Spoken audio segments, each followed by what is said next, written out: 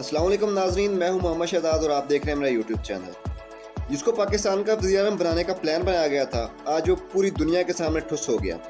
India today पर बिलावल का interview सुनने के काबिल है, जिसमें वो ऐसे वजाहतें दे रहा है जैसे इंडिया का गुलाम हो। मोदी को गुजरात का कसाई कहने वाला बिलावल का पुराना बयान चलाया गया तो बिलावल की कांपे फिर टांग गई।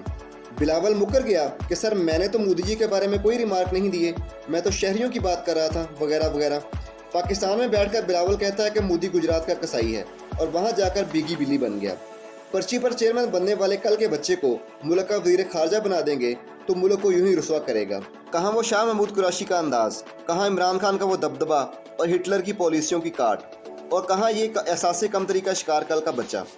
बिलावल का मसला ये है कि इसे लिखी हुई तकरीरें दे दी जाती हैं और वो बगैर सोचे समझे पढ़ देता है, लेकिन बाद में उसे अपने अल्फाज की वजाहतें देना पड़ती हैं। आइए आपको बिलावल का वो इंटरव्यू दिखाते हैं। There is a so-called terrorist attack that is exploited for electoral gains. We have no problem with any individual, and our words never intended to cause any effect. Those words were not my words. They were your words. No, You sir, spoke them. yes, but who was I quoting?